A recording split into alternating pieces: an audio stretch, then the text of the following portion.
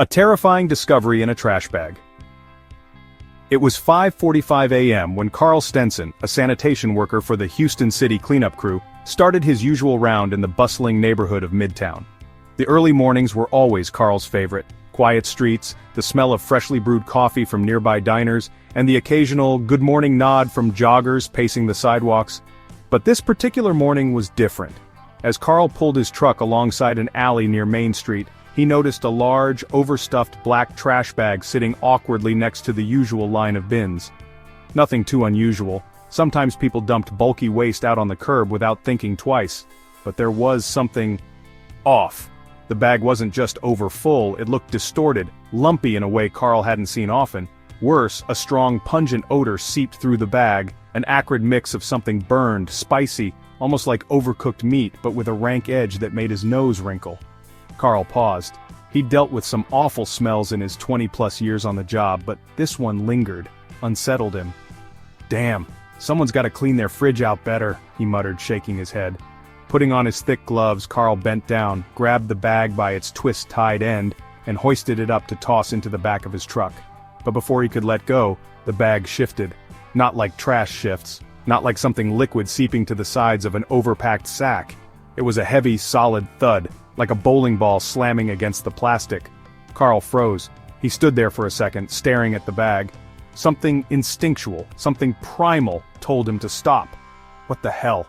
he murmured under his breath.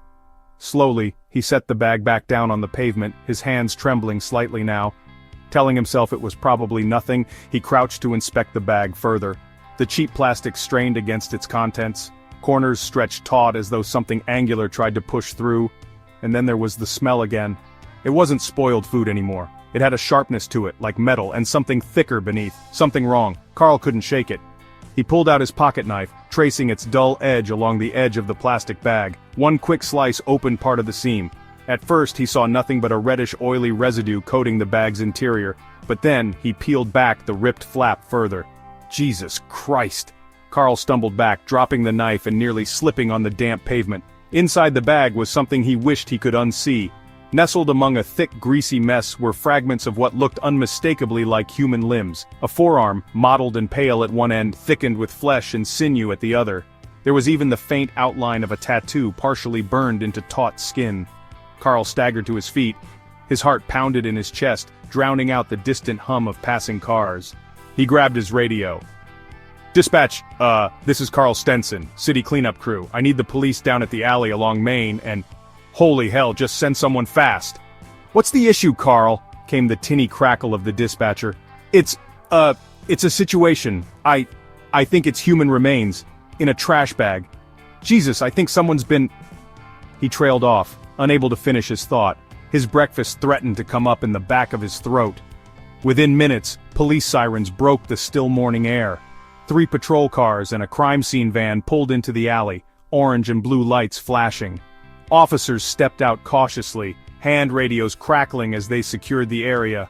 Detectives Moore and Harper, known for their composure under fire, approached Carl, who was now sitting on the curb, his face pale and hands shaking. "You found the bag?" Detective Moore asked. His tone was calm, grounded, but his eyes were sharp, with just enough unease to show he understood the gravity of the situation. Carl could only nod and point to the now open bag on the pavement. Detective Harper knelt beside the bag, pulling on a pair of latex gloves before cautiously examining its contents. The alley, now lined with yellow police tape, was silent except for the occasional click of a forensic photographer's camera. Harper peeled back the plastic further and let out a low whistle, the kind someone makes when they can't quite believe what they're seeing. "More," she said, rising slowly. Her face was all business, but her voice held an edge of tightly controlled concern. "Get CSU to rope this area off tighter, and call the lab. This isn't just body dumping. Someone cooked this." Carl blinked as Detective Harper's words sank in. "Cooked?" Harper motioned toward the bag. "Look here, see those cuts on the bone? They're deliberate, precise. And the meat, Christ, it's seasoned. Look at the residue." She pointed to faint flecks of chili pepper, a faint orange-red hue on the edges of the exposed flesh. Detective Moore stepped forward, taking a quick glance before miking to Central Dispatch. "We've got a possible homicide with post-mortem activity," he reported tactfully. though everyone in the alley knew it was so much worse than that label implied. Harper turned to Carl, her gaze softening slightly. "Do you remember seeing anyone near this area earlier this morning? Anyone acting suspicious?" Carl shook his head. "No, no one. But there's this diner half a block down. They open early. I think they've got cameras out front," he offered, his voice wavering. Harper nodded. "That could be something. Appreciate it, Carl.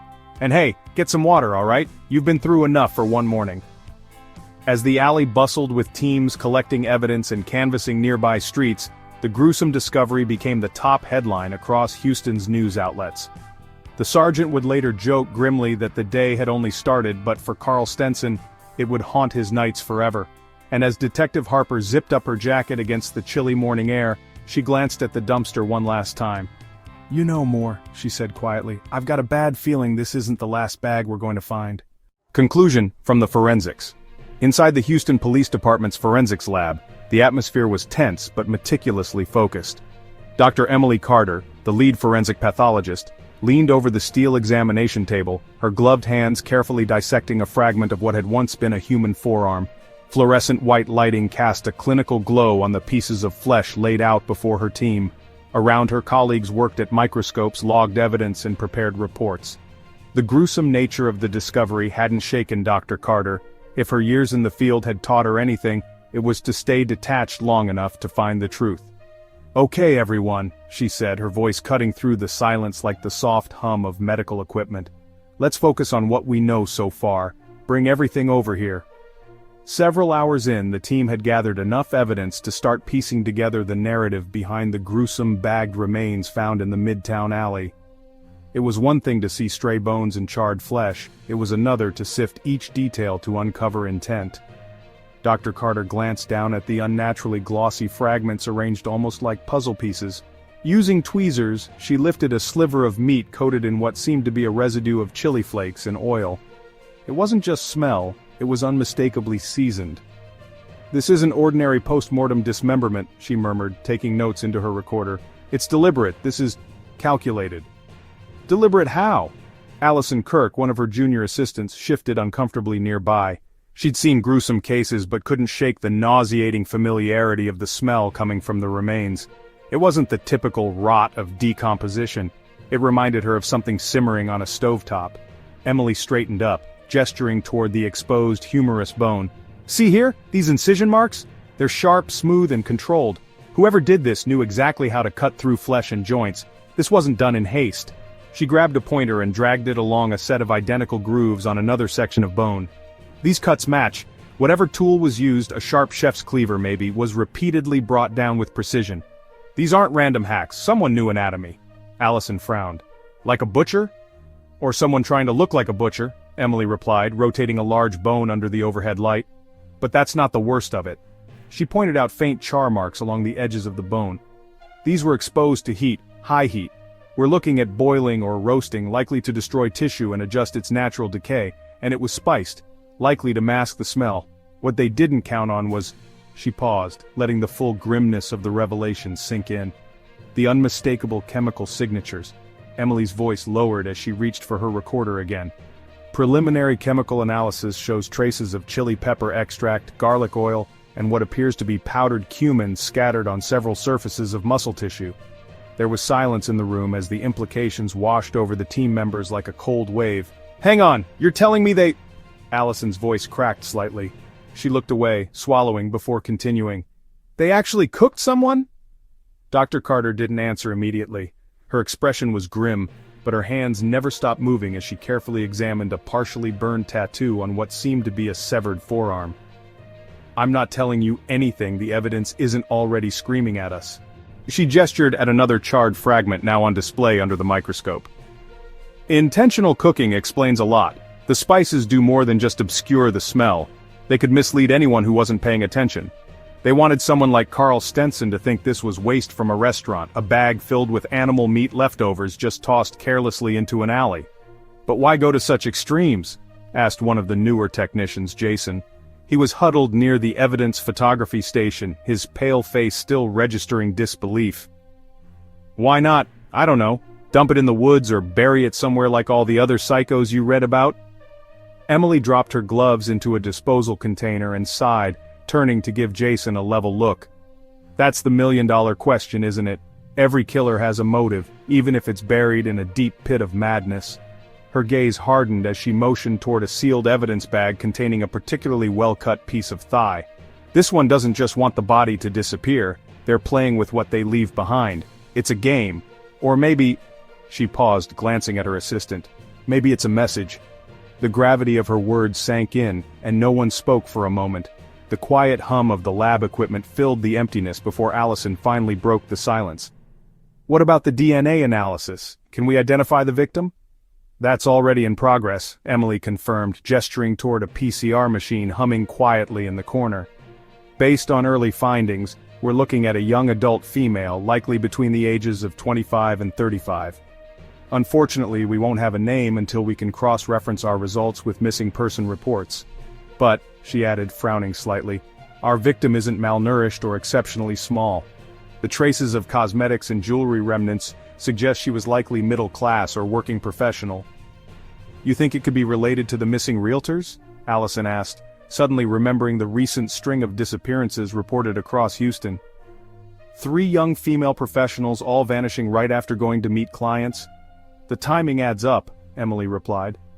But I want to see hard data before we jump to conclusions. Start cross-referencing the biological profile with everyone in HPD's missing person database who fits the time frame. Run the tattoo samples through national databases while you're at it. Allison nodded, turning toward her workstation. Jason hesitated. And, what should we put for the cause of death? Dr. Carter snapped off her medical gown, tossing it into another disposal bin. Her jaw tightened ever so slightly as she reached for the case file. Put it down as homicide by dismemberment with post-mortem mutilation. The exact tool and method may take a few more hours to narrow down, but let's not kid ourselves. Whoever did this didn't stop at killing her. And the cooking? Jason asked hesitantly, bracing himself. Emily's expression was deadpan as she gave him a sideways glance. Oh, make sure to include that too. If this killer wants the world to know what they've done, I'll make sure our documentation doesn't let them hide even a crumb. As the team worked deep into the night, each new piece of processed evidence only sharpened the horrifying narrative they were piecing together. Somewhere out there, someone had turned a human being into a grotesque culinary experiment, and unless they were stopped soon, Emily had no doubt there'd be another recipe waiting to be uncovered. The missing victims. The Houston Police Department's headquarters was unusually quiet that evening, the weight of the chilling murder hanging over everyone's heads. Detective Lisa Harper clicked through a slideshow of missing person reports on her computer, the pale glow of the monitor reflecting off her furrowed brow. Beside her, Detective James Moore leaned back in his chair, arms crossed, skimming a printout of crime scene photographs. The two had been partners for nearly a decade, but even they weren't prepared for the case unraveling before them.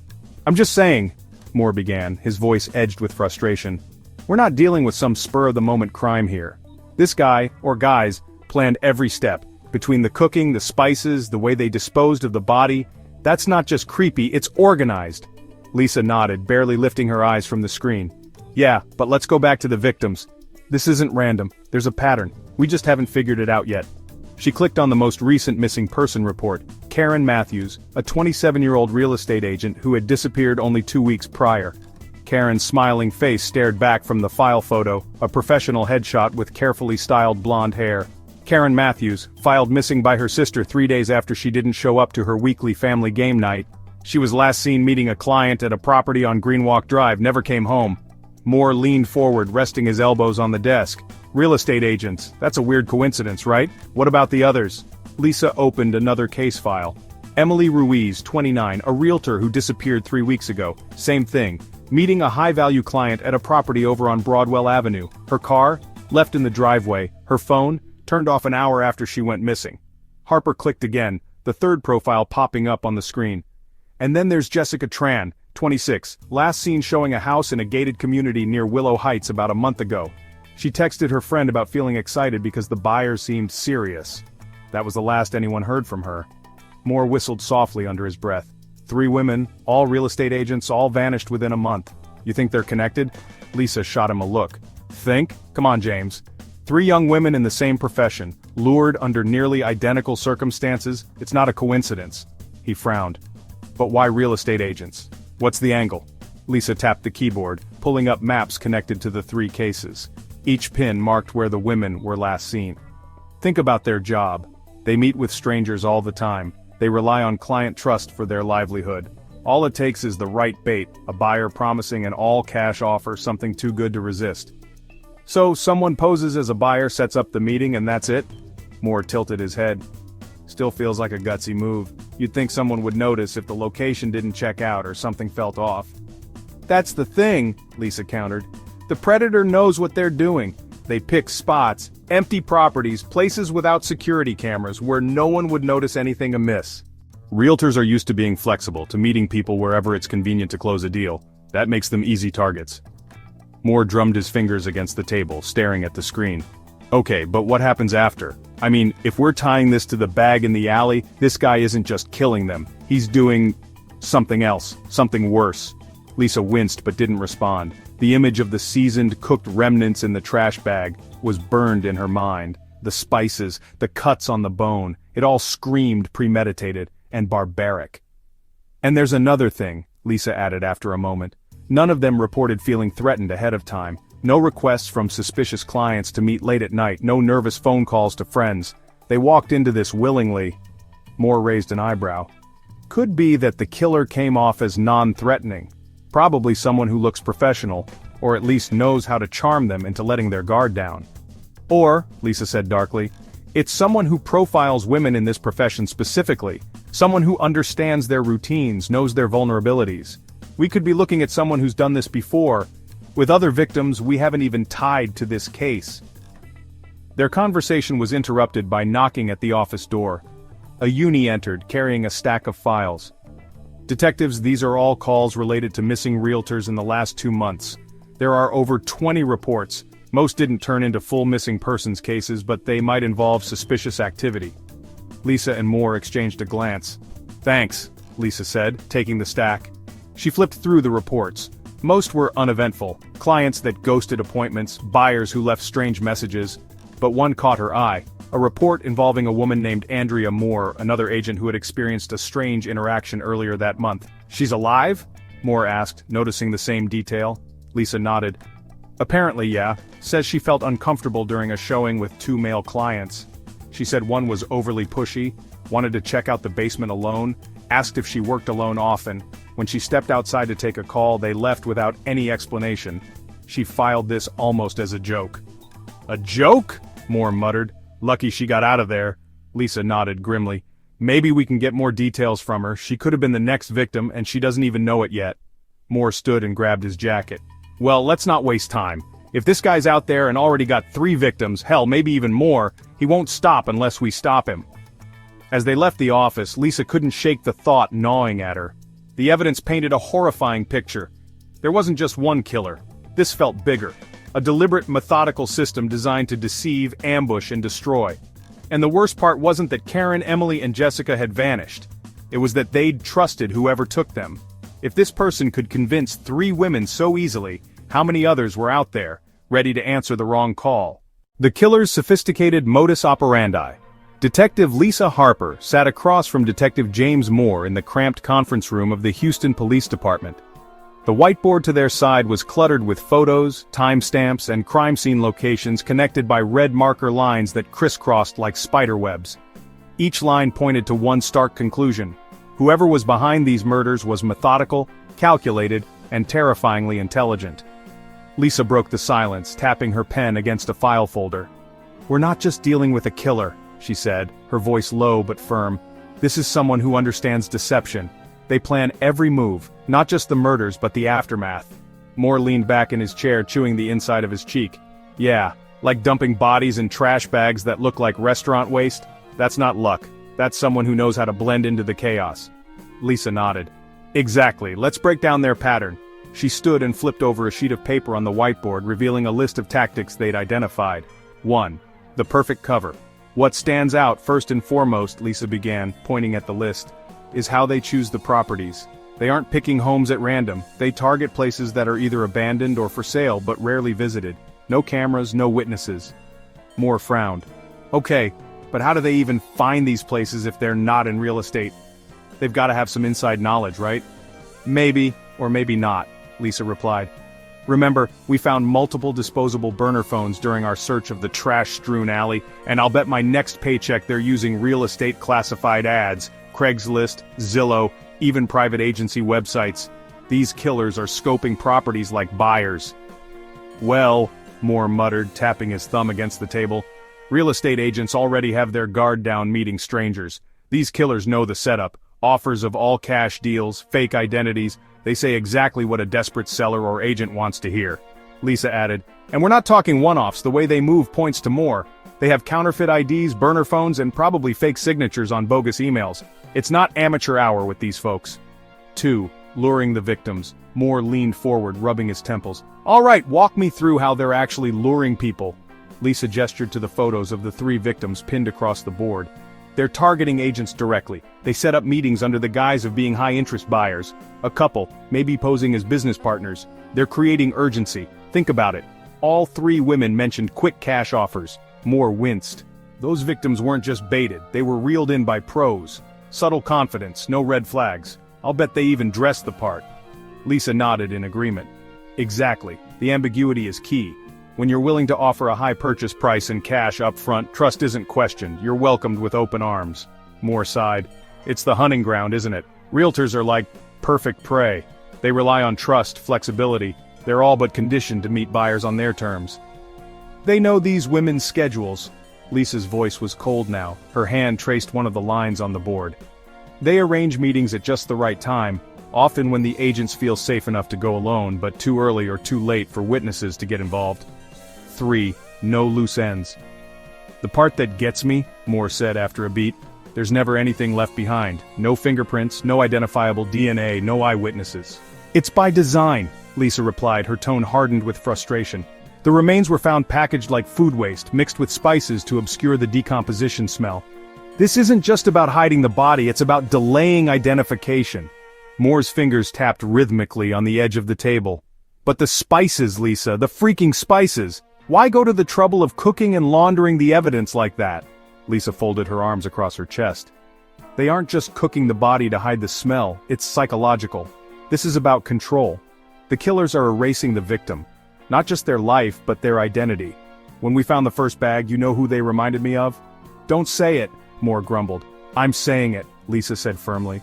Hannibal Lecter. Same precision, same lack of humanity. Only this isn't fiction.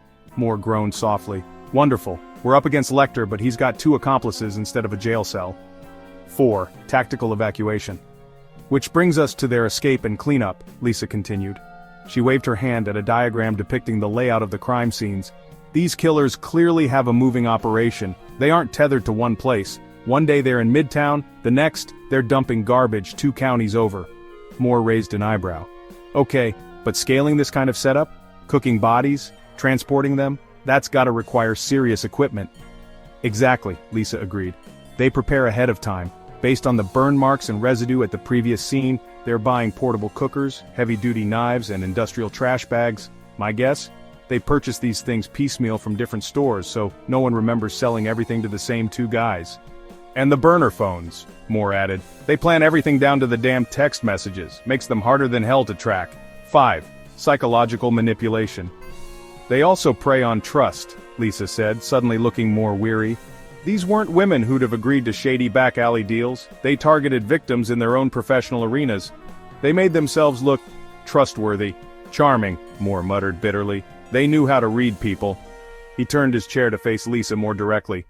You think they study their victims ahead of time? Social media, listings, anything public? Lisa nodded slowly. Not just public information, patterns, schedules.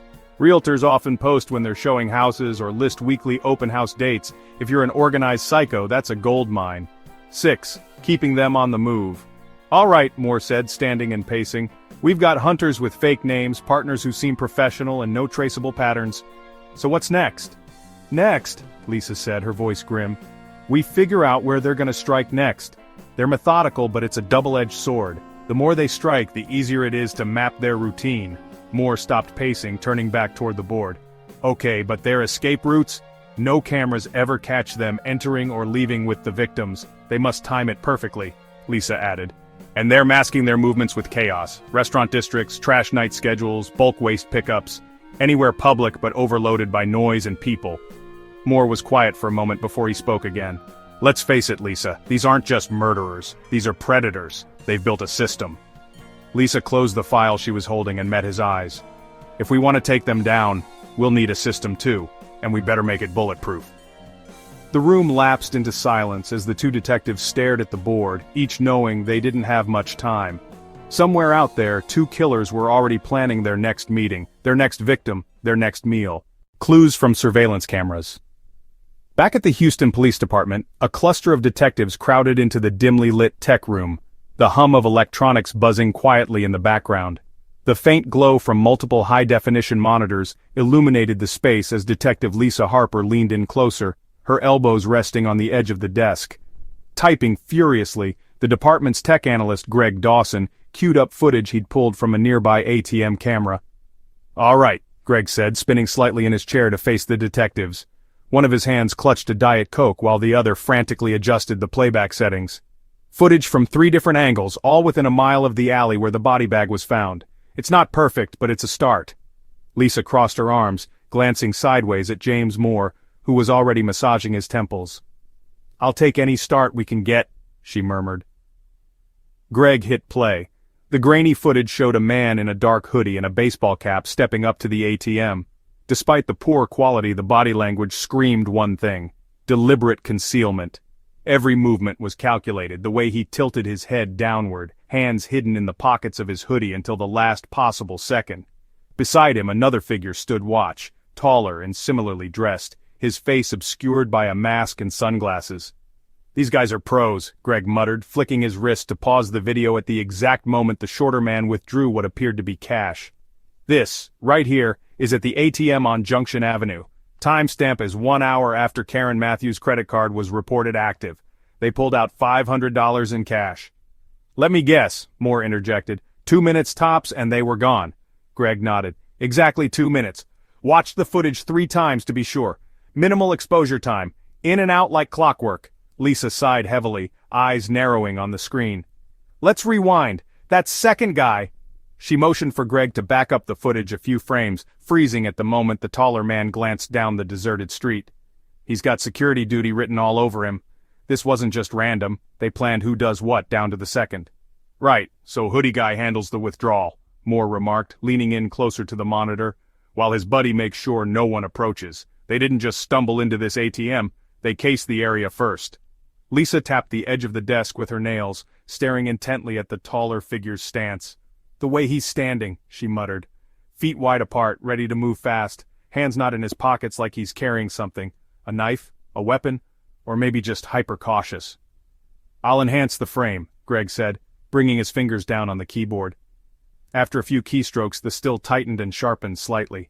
The taller man's body became clearer, details like the laces on his boots showing up more crisply. "Looks like construction boots, mid-grade, no brand logos, and those pants, cargo style I'm guessing, with a lot of pockets." "Pockets for tools," Lisa said grimly. "Knives, gloves, anything to keep their prints off the scene. These guys came dressed for the job." Greg flicked to the next angle. A different camera from the drive-through lane of the attached bank had caught the pair walking off in the direction of a nearby apartment complex. "They're heading west," Greg explained, gesturing toward the small sliver of a street visible in the video.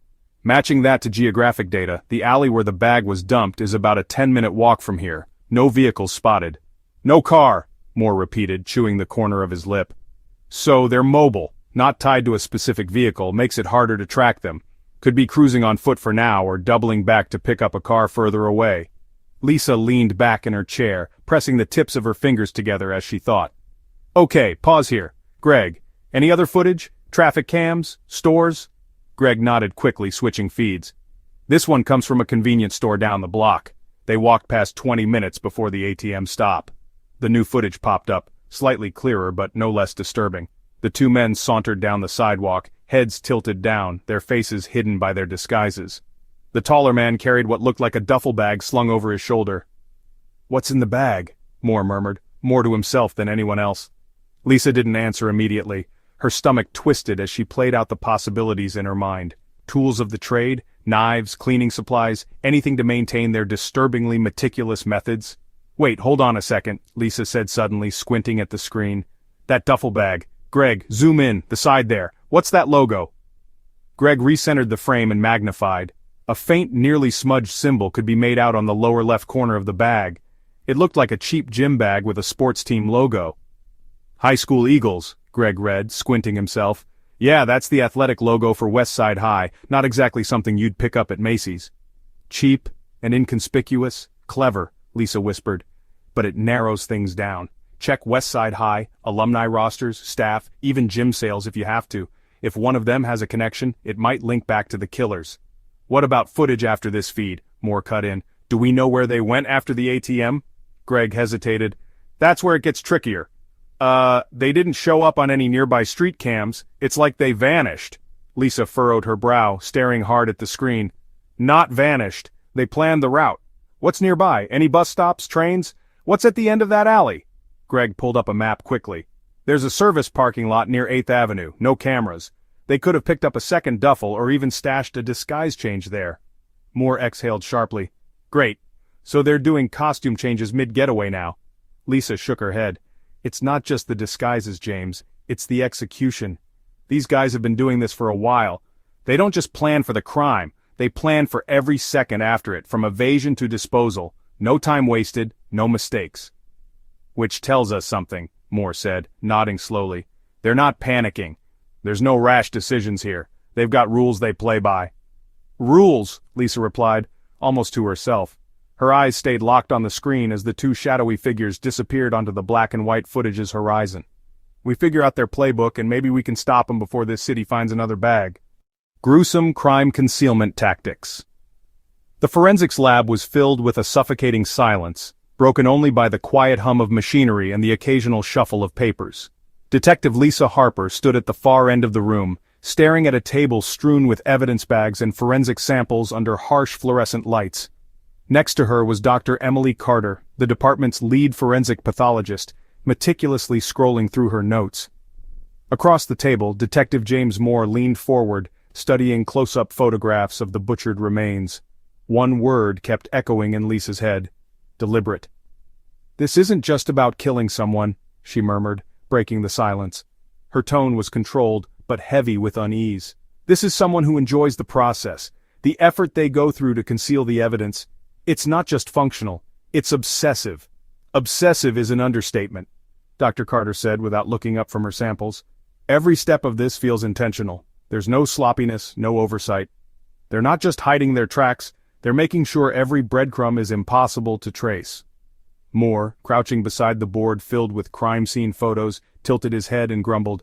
Well, they're doing a damn good job at that. Can we even call it covering their tracks when it's this meticulous? It's like they're erasing everything, deliberately, piece by piece, as if the murder itself isn't enough. Lisa crossed her arms, eyes flicking between photos of the remains discovered in the trash bag. It's extreme. At first it seemed like they were just trying to get rid of the body, but now... It's deeper. It's psychological. They're not just covering up the murder. They're making a point. Dr. Carter, finally setting her notes down, removed her glasses and sighed. She pulled an evidence bag closer, a small shard of what appeared to be bone, scorched on one side. Pointing to the blackened edges, she said, They cooked the remains, not burned them randomly, cooked them. High heat exposure, likely intended to destroy any remaining biological tissue, but the spices, that takes it to another level. Moore raised a skeptical eyebrow. Spices? What, are we dealing with some kind of sick chef? Not quite, Carter replied, holding back a grim tone of sarcasm.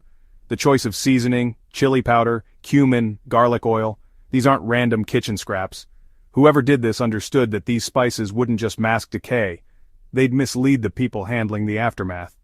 Like that poor sanitation worker, Lisa added, her jaw tightening as she recalled the chaos of the initial discovery. He thought the smell was some kind of burnt waste from a restaurant. The bag just blended in with the rest of the trash. That wasn't luck. That was part of the plan. Moore stood up, pacing across the room.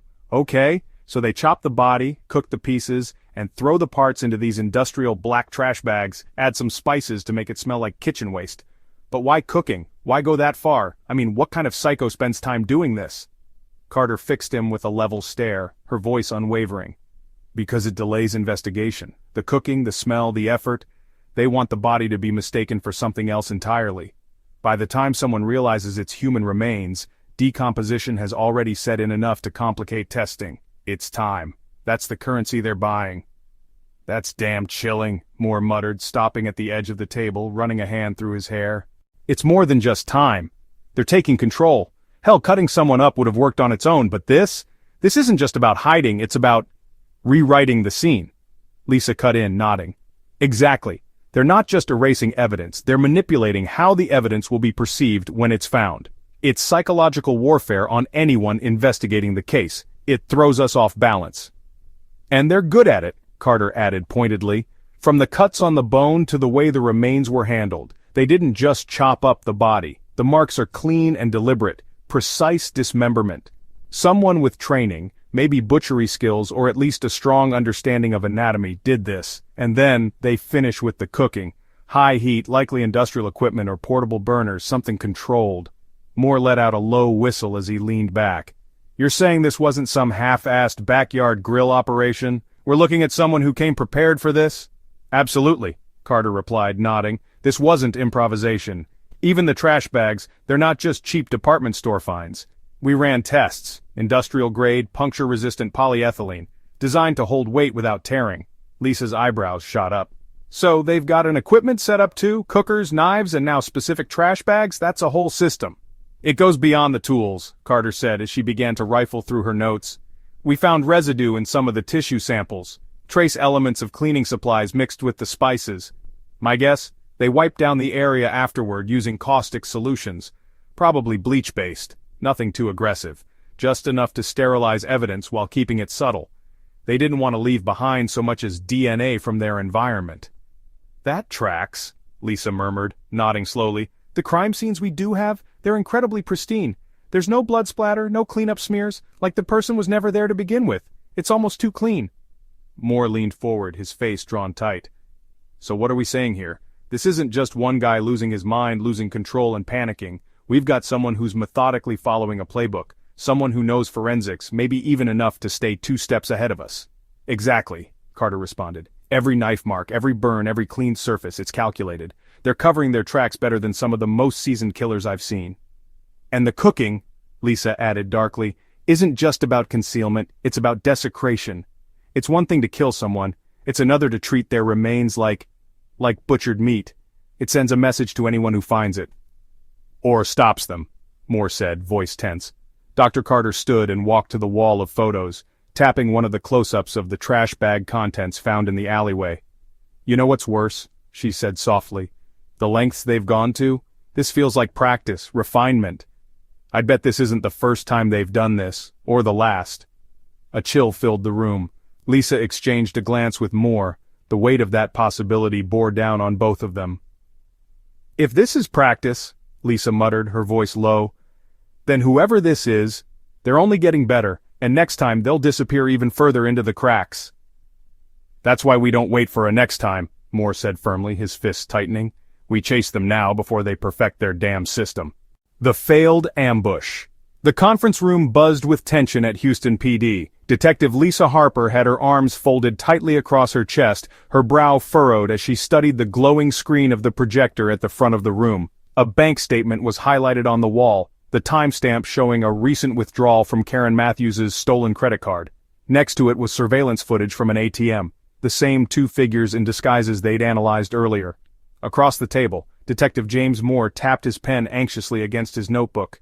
They're getting sloppy, Lisa, he said, his voice measured but edged with urgency. They wouldn't use a stolen credit card if they weren't already feeling the heat, but it's a mistake and we've got them cornered. Lisa shook her head.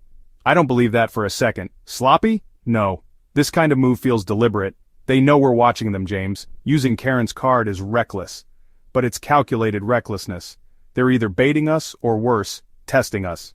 Greg Dawson, their tech analyst, leaned back in his chair, sipping from his perpetually half-empty can of Diet Coke. Well, whether it's a trap or not, we've got their next target narrowed down, he interjected. The location on that last withdrawal? It's less than a mile from Greenway Plaza. There's another note here about a flagged attempted withdrawal 2 blocks over, 20 minutes earlier. If they're doubling back, they're moving through a known pattern. Lisa stared intently at the map on the board. The flagged locations were clustered close together, surrounded by dimly lit side streets and an old industrial zone, perfect for disappearing fast. "This section here," Lisa said, tracing her finger along the map, "it's where they feel safest. Low visibility, no traffic cameras, and just enough pedestrian movement to blend in. We'll set up here, along these eastbound routes." James grinned, sitting up straighter. "Finally, a chance to catch these bastards in the act. We position teams on both exits. If they try to bolt, we box them in. No escape." "Let's not celebrate yet," Lisa warned. Her voice carried the weight of experience. "They've outplayed us every step of the way. Let's assume they're already planning for something we can't see. The operation begins." 2 hours later, marked cars were discreetly positioned along the streets leading to Greenway Plaza. Unmarked vehicles with plainclothes detectives sat in alleyways, engines idling quietly. Lisa was tucked inside one of those vehicles, binoculars in hand, her eyes glued to the entrance of a convenience store that was barely lit, except for the flickering neon "open" sign. "This is a hot spot they've been circling," she whispered into her comms. "Keep eyes on the west exit and the alley behind. They've pulled stunts like this before. Don't assume they'll use the main road." From his position across the street, Moore's voice crackled through the radio. "Got it. My team has the north side locked. All we need is for them to show." Time stretched thin. As the minutes turned into nearly an hour, the tension in the air grew thicker. Detective Harper tilted her head toward Greg, who was monitoring movement via street cams from the surveillance van. "Anything on the cameras?" she asked. Greg's voice came in low through her earpiece. "Nothing yet, but give it a— Wait, hold on. Got movement on corner camera 7. Lisa snapped her head up, scanning the street. Sure enough, 2 figures emerged from the shadows near a boarded-up laundromat. Both were dressed in dark clothes, their faces obscured by caps and masks. One of them had a distinct gait, the taller one just as observed in previous footage. The shorter one carried something inconspicuous under his arm, a backpack, likely stuffed with tools or the proceeds of earlier hits. "They're splitting up," Greg announced. "Shorter guy's heading east toward Linden Street. Tall guy's staying in the back alley." Lisa swore under her breath. "Of course they are." Into her radio she barked, "Moore! Take the east route. I'll follow the tall one. We're not losing them this time." "Copy," Moore replied, already signaling his team to move. The chase Lisa exited the vehicle quietly, blending into the sparse crowd loitering outside a taco stand nearby. The tall suspect was only 100 feet ahead, his pace steady but cautious. He was looking back frequently, scanning for anyone following him. Lisa kept her movements sharp, ducking into storefront shadows as she pursued. Meanwhile, Moore's team advanced toward the shorter man, who had turned down Linden Street. It was a one-way street ending in a fenced-off lot. "We've got him pinned," Moore said confidently. "East route blocked, he's got nowhere left to go." But as they approached, the suspect suddenly spun around, hurling something small and metallic toward the officers. A loud bang rattled the street as a smoke grenade filled the air with an acrid cloud. "Damn it, it's a decoy!" Moore shouted into the comms, coughing as his team scrambled to regroup. By the time the smoke cleared, the suspect was gone, a trail of footsteps leading to the nearby rooftops. The second escape. Lisa's efforts weren't faring much better. She had managed to close the gap with the taller suspect, tailing him closely through the dark alley. Her heart raced as he paused near a dumpster, fumbling with something in his jacket. She couldn't tell if it was a weapon or another distraction. "Freeze!" Lisa called out, drawing her weapon. Her voice echoed sharply in the empty alley. The man didn't comply. Instead, with superhuman speed, he dropped a small bundle, another smoke device, and darted into a side passage. Lisa cursed and gave chase, but visibility was cut to almost nothing. By the time she emerged from the smoke cloud, the suspect was gone. Back at the command center hours later, back at HQ, the mood was grim. Lisa slammed her fist onto the desk, glaring at the surveillance images from earlier in the night. They're always one step ahead. Every time we think we have them, they slip through our fingers. Moore shook his head, frustration etched on his face. That smoke grenade wasn't just luck. They came prepared, planned it even. How the hell are we supposed to corner someone who plans an escape for every damn scenario? Greg, still hunched over the computer, chimed in. Their methods aren't perfect, though. That alleyway didn't have cameras, but they couldn't hide from the thermal scanner we deployed on Linden Street. He tapped a few keys, pulling up faint thermal footprints on the map. This shows their exact escape path. They're sticking to known hiding spots. Lisa stared at the screen, her jaw tightening. Next time we close every loophole. We deploy more tech, more boots on the ground. We don't just follow their pattern, we predict it. Moore nodded. They gave us the slip tonight, but we're learning. And next time, it'll be their last damn escape. The bait operation. The fluorescent lights in the Houston PD conference room buzzed softly as detectives gathered around the long oak table. A map of city neighborhoods was pinned to the whiteboard, with red and blue pins marking several key points of interest. Detective Lisa Harper leaned forward, her finger tracing a path along the map as she spoke. "This is where it's going to happen," Lisa said confidently, tapping her finger on the area near Greenwalk Drive. "Every lead, every movement they've made so far, points to this general radius. If we wait for their next move, we're losing more time. This time, we bring the fight to them." James Moore, sitting across the table with his arms crossed, frowned as he examined the details. He furrowed his brow, his skepticism evident. "You're talking about a bait operation," he said. "And not just any bait, you want to lay a trap in their prime hunting ground, on their terms." "Exactly," Lisa replied, meeting his eyes with a sharp determination. "They target real estate agents, women they can manipulate into isolated meetings. That's the profile they keep going after, so—" She paused, letting the weight of her words settle on the room. "We give them one." Planning the setup. "All right," Moore exhaled, leaning back in his chair. He rubbed his temples as if trying to wrestle with the implications of her plan. "How do you even pull this off safely? They're not going to just fall into our lap. These guys are smart. They've outmaneuvered us at every turn. Whatever we put in front of them, it has to be perfect." Greg Dawson, their tech analyst, chimed in from the back of the room, Diet Coke in hand as always. "We'd need to build a new persona, something realistic, an agent with listings in exactly the kinds of places they'd target, an empty property in a quiet area, no cameras nearby." Lisa nodded, pacing slowly in front of the map. "We'll pose as a real estate agent, post a listing online that looks irresistible, rare property, price to sell, high value. They won't be able to resist." She stopped abruptly and turned to James. "We'll need someone undercover to play the agent, someone who knows how to handle a situation like this. And no," she added quickly, reading the hesitation on his face, "we're not sending in a rookie." "You talking about me?" Moore raised an eyebrow. "Or are you volunteering for this insanity yourself?" Lisa smirked faintly before shaking her head. "Neither of us. We need someone who fits their pattern, someone who fits their prey. I'm thinking Amanda Winters."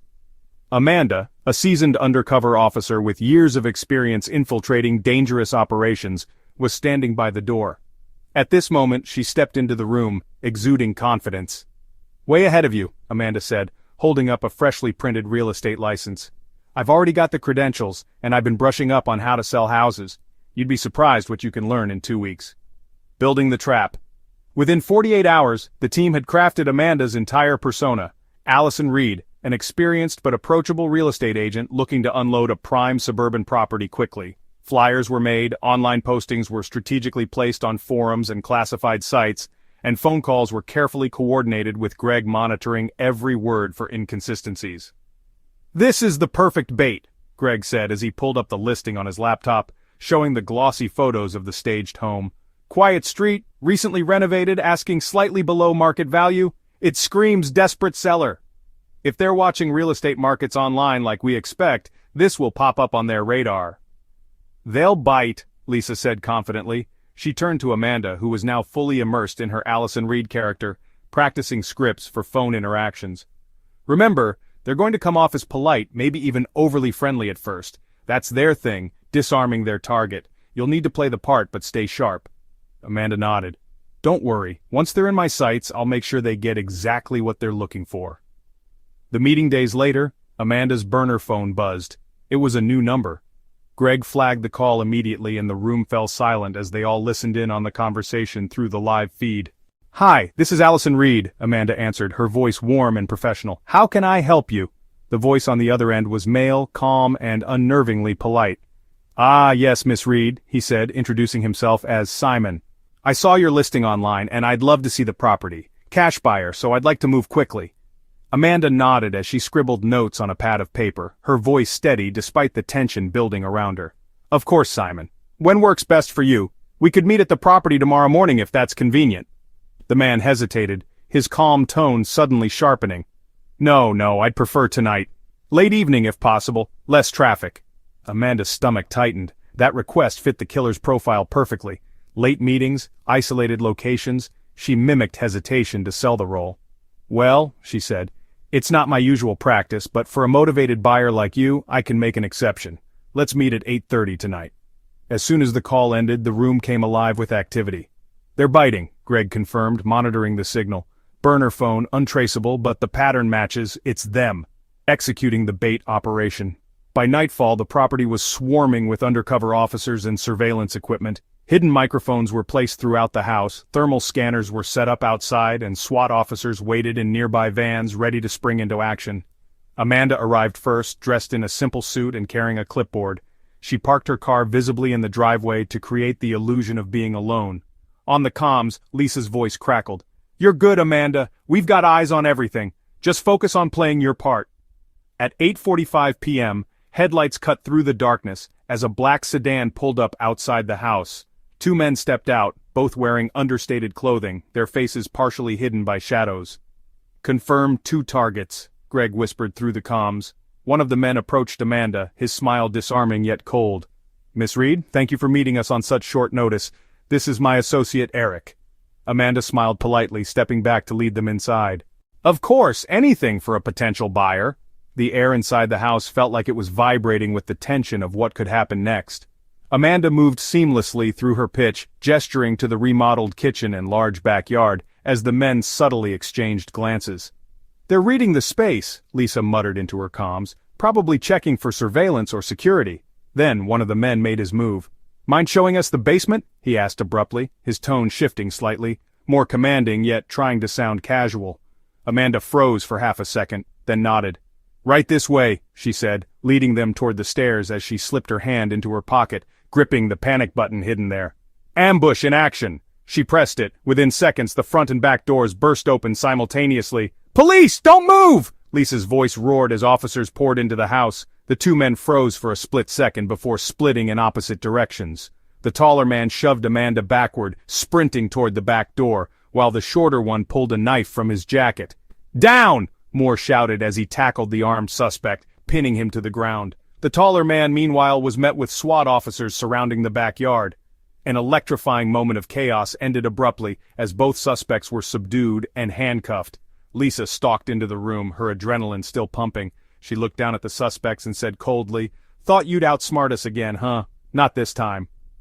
The aftermath.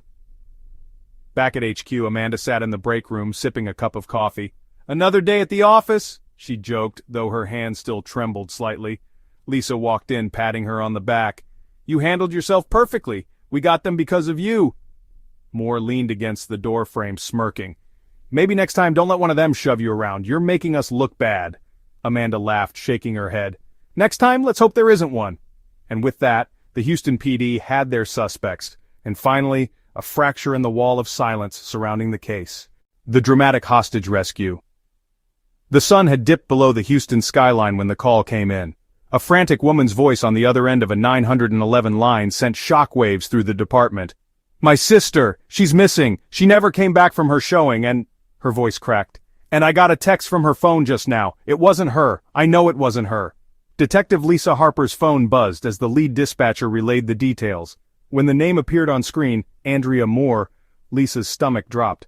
"They've got her," Lisa muttered to herself, already dialing James Moore's number. The break in the case. 10 minutes later, the Situation Room at Houston PD felt like the ticking heart of a bomb. Maps, satellite feeds, and aerial imagery plastered every wall. Officers scrambled from one monitor to another while Greg Dawson worked at triple speed, cross-referencing Andrea's last known location with GPS pings from her phone. James stepped into the room, out of breath but ready. "Tell me we've got something." "We've got more than something," Greg answered, his hands flying across the keys. "Her phone just sent another text. It's... Wait, oh crap." He paused, blinking at the screen. "It's an address, 2152 Pinewood Street. It's in one of those rundown motels on the south side. Why the hell would they slip up like this?" "They didn't slip," Lisa said, her voice grim. "This is intentional. A text like that? They want us to come. It's a trap." James clenched his jaw.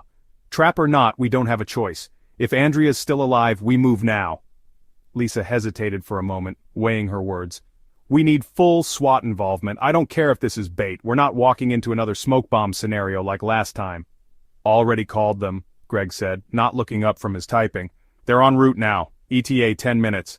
Lisa straightened. "All right, everybody suits up. If these guys want to test us, they're about to find out just how ready we are. Approaching the den. By the time Lisa, James, and their team arrived at the Pinewood Motel, adrenaline had all but drowned out the chill creeping into the night air.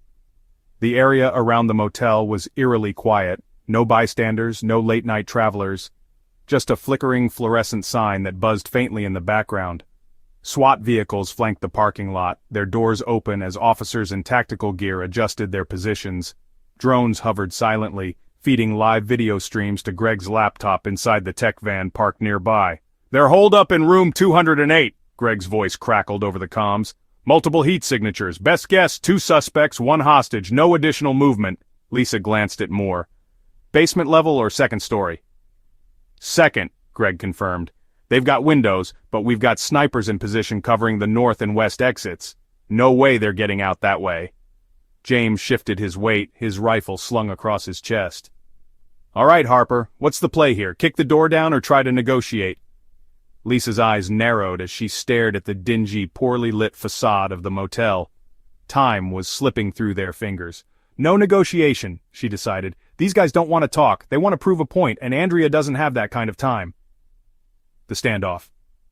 As tactical teams maneuvered into their positions, a crackling voice came through on Lisa's comms. "Harper, you're gonna want to see this."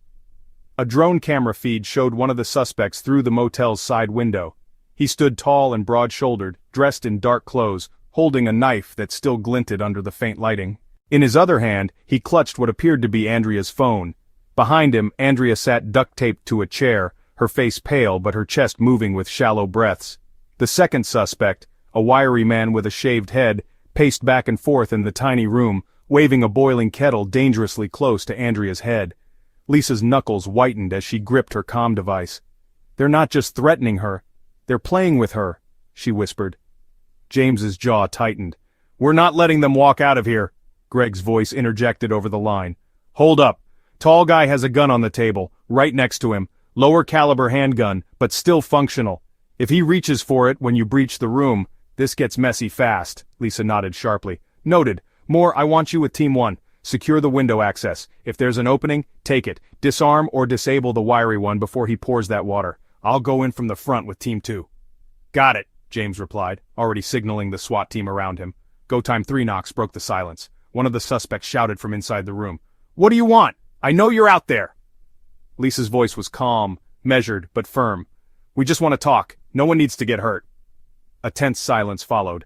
Then the wiry man barked back from behind the door. "I'm not falling for your crap. You come in, she dies." That was all Lisa needed to hear. Over the comms, she gave the signal. "Team 1, go, breach on my count."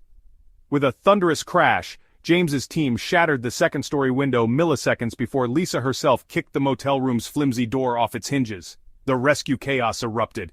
James tackled the wiry suspect before the man could even turn around, slamming him to the ground as the boiling kettle flew across the room and clattered harmlessly against the far wall. The suspect screamed, thrashing under Moore's weight, but was quickly subdued with zip ties around his wrists.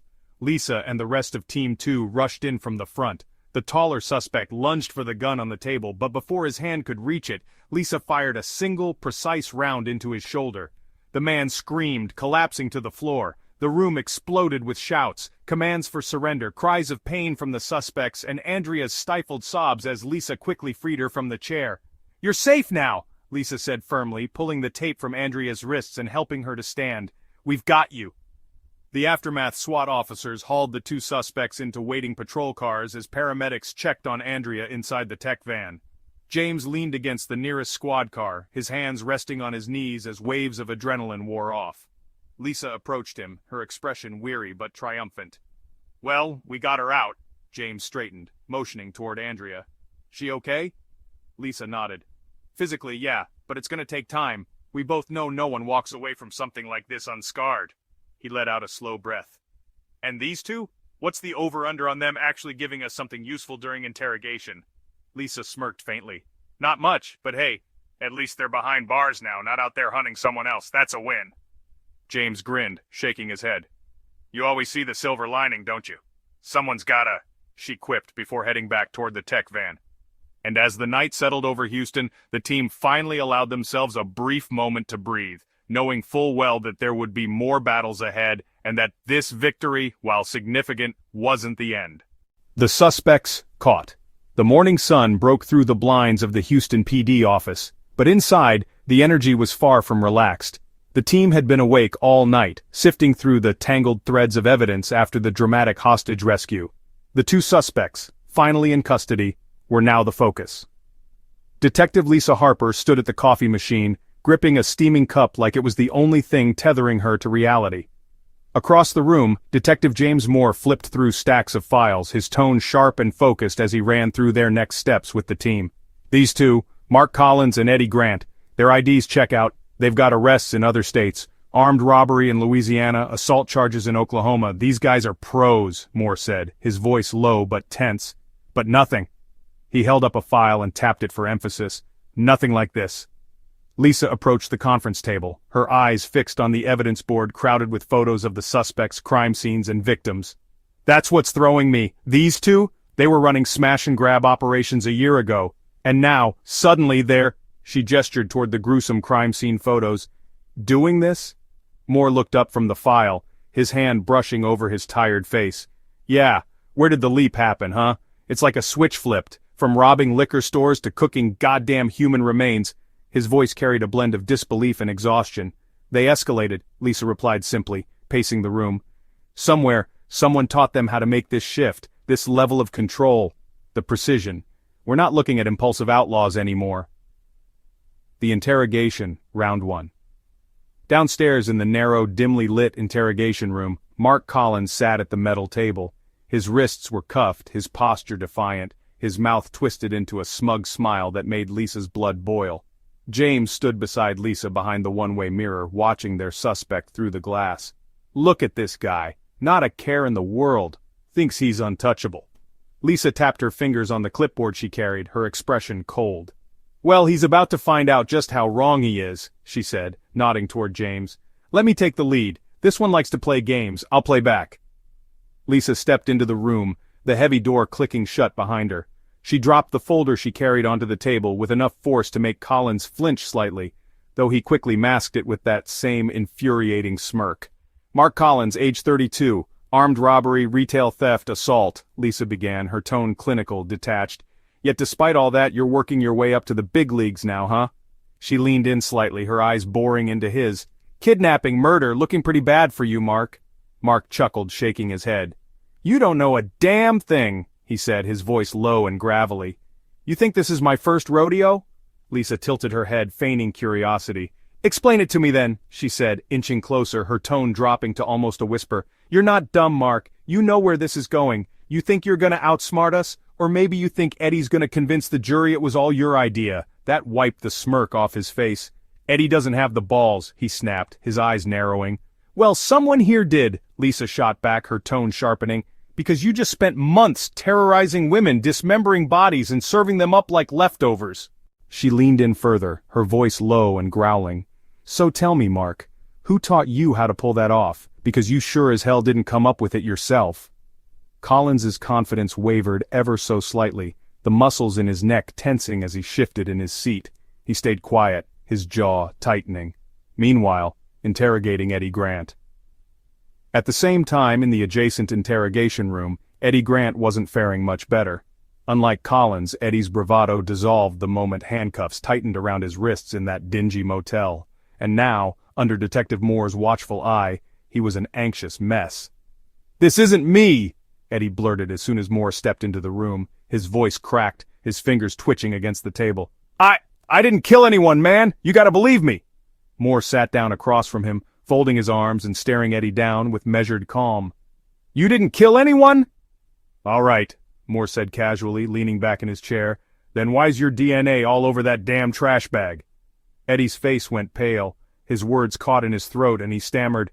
It was Mark. He made me do it. Said he'd finish me off if I bailed.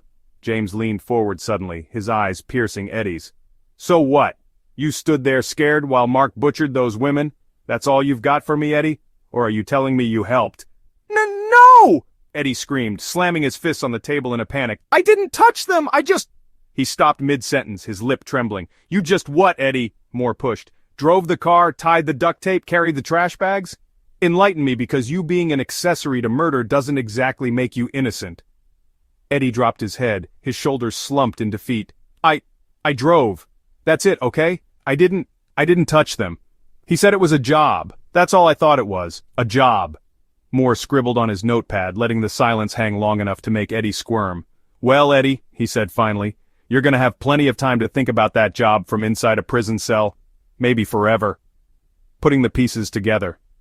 Lisa joined James back in the observation room after her tense interrogation with Collins, her face hardened but triumphant. He broke. Not all the way, but he slipped just enough for me to know there's more to this than what we're seeing on the surface. Same with Eddie, James said, running his hand through his hair. Broke down sobbing halfway through. Claims Mark was the mastermind, but still won't touch the big question, why escalate like this? Lisa nodded toward the evidence board. It's like I said before, someone taught them, this precision, these methods. Those aren't skills you pick up robbing liquor stores. There's a bigger player here, someone we haven't found yet. Moore frowned, his eyes sweeping over the gruesome crime scene photos. You're telling me we've got these monsters off the street, but there's still someone worse out there? Exactly, Lisa replied grimly. And if we don't find them, this won't be the last twisted nightmare we're cleaning up. Aftermath. Both Collins and Grant were charged with multiple counts, including kidnapping, murder, and desecration of human remains. While the city of Houston could breathe easier knowing they'd been stopped, the uneasiness lingered among the detectives. If there was someone pulling the strings behind these two, whoever it was remained out there, waiting for their next move. The victims identified. The forensic lab was grimly quiet, the air heavy with the weight of discovery. Detective Lisa Harper stood just behind Dr. Emily Carter, who was bent over her workstation under the harsh light of a fluorescent lamp. On the counter were fragments of evidence, strands of hair, fragments of bone, and charred pieces of flesh, all pulled from the trash bags in that midtown alley. Each piece represented someone's nightmare, someone's life violently taken away. Across the room, Detective James Moore leaned against the sterile counter, reviewing the latest DNA analysis reports. His forehead was furrowed, eyes bloodshot from lack of sleep. As methodical as ever, he read each line carefully, but his frustration was palpable. Jesus Christ, he muttered, dropping the papers onto the counter. He rubbed his temples and looked up at Lisa. Tell me we've got something. Anything. These poor women have names, families, we owe them that much. Lisa nodded, her gaze fixed on Dr. Carter, who finally looked up from her slides. We do, Emily said, her voice quiet but firm. The DNA results came back an hour ago. 2 confirmed matches. The first victim, Dr. Carter handed Lisa a folder, taking a deep breath before continuing. The first match, it's Karen Matthews, the realtor who disappeared about 3 weeks ago. Lisa took the folder, her lips pressing into a thin line as she glanced at Karen's smiling face on the missing person report. Karen Matthews, she repeated softly. Her sister called us every day for weeks, begging for an update, begging for hope. James sighed deeply, shaking his head. She worked so hard, climbing up the real estate ladder trying to make a name for herself. And now, this. She was just chasing her dream, Lisa. Damn it, all she was trying to do was meet her client. Lisa put the folder down with a careful precision, her jaw tightening. This wasn't just murder. They stole her future, James. And they left her in an alley like trash. She glanced at Dr. Carter. What else do we know about her? Anything from the remains? Emily's voice had that clinical detachment she'd perfected over years of experience, but there was still a trace of sadness beneath it. Her body was dismembered with surgical precision. The cuts were clean, no hesitation marks. These killers knew what they were doing. She hesitated, then pointed to a tattoo found on one of Karen's limbs and analyzed under UV light. She had a small tattoo on her forearm, a butterfly. That's how we made her initial ID before confirming with DNA. The symbols, it matched what her sister described in the missing person report. Lisa's expression darkened. She wasn't just a victim. She was someone's sister, someone's daughter, she said softly, as if trying to remind herself that this wasn't just another case file, but a life brutally taken away. The second victim, Dr. Carter, picked up another file, her tone remaining steady.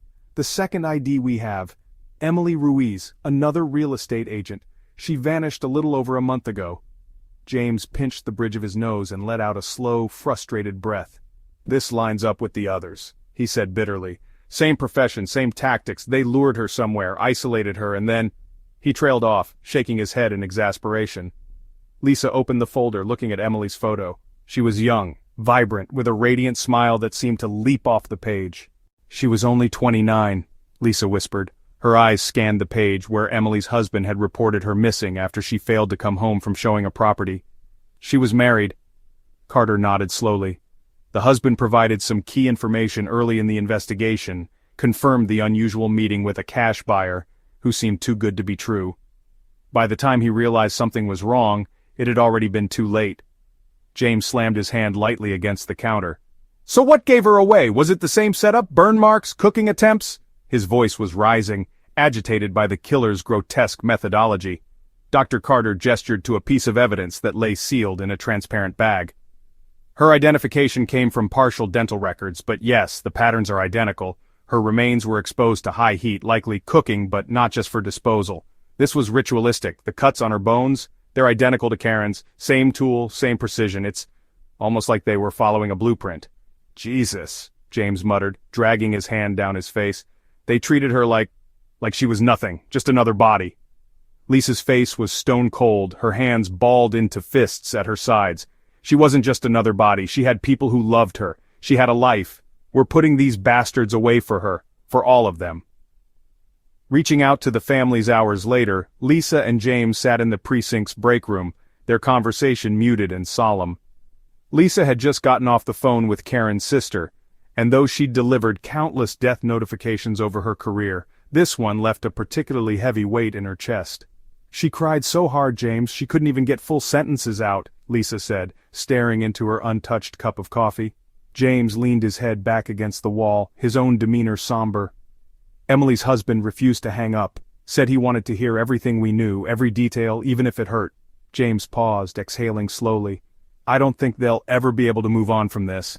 "I don't think anyone could," Lisa replied flatly. "But at least the families know now. The not knowing, having to wait, to wonder, I can't imagine how they lived with that for weeks, James." The search for answers continues. Despite the progress in identifying the victims, the mood at Houston PD was far from celebratory. Now that Karen and Emily had names, the weight of finding justice for them grew even heavier. "What about Jessica Tran?" Lisa asked Greg the next morning, glancing at the still missing realtor's photo pinned to the evidence board. "Anything from her case file? Any pings on her phone?" Greg shook his head, looking visibly frustrated.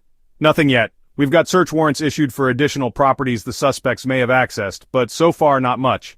Lisa crossed her arms, staring at Jessica's photo. "If she's still out there, we're running out of time to find her." James stepped up beside her, his expression grim but resolute. "Collins and Grant might have slipped hints in their interrogations without realizing it. Let's go back through the footage, frame by frame if we have to. We're going to bring her home, Lisa." Lisa nodded, her jaw tightening with determination. "One way or another, we're going to find her.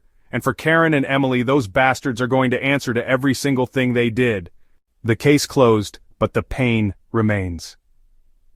The atmosphere in the Houston PD conference room was heavy, almost suffocating. For months the case had consumed their lives, every lead, every late-night briefing, every gruesome discovery. And now, it was finally over.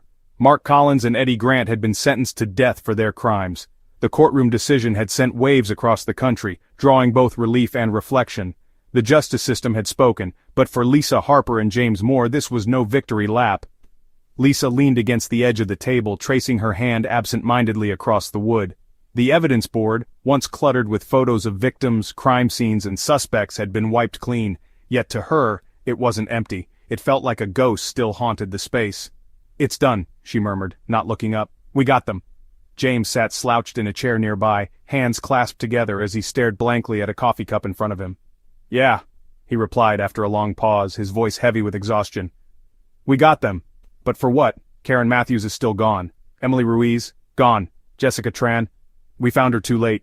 And the families? They don't get their lives back. None of this brings them back." Lisa's jaw tightened. "No, it doesn't," she admitted. "But it stops them. Stops those bastards from ever breathing free air again. Stops them from finding another young woman to prey on." She glanced at James, her tone sharpening. "Don't tell me you regret putting them away." James shook his head. "No, I don't regret it. Damn, Lisa, I wanted to see them fry more than anyone, but—" He exhaled sharply, leaning back in his chair. "Isn't it supposed to feel different, a big case like this? I mean, we worked our asses off for weeks, for months, And now all I can think about is how nothing feels fixed. Lisa crossed her arms and leaned against the wall, her eyes distant. Her voice softened, but it carried the weight of years of experience. That's because it never gets fixed, James. You think this job gives you clean endings, tidy bows wrapped up in a box? It doesn't. We give the families closure, give the city a little peace, but the scars, they're permanent. What happened to those women? It doesn't go away. The family's pain.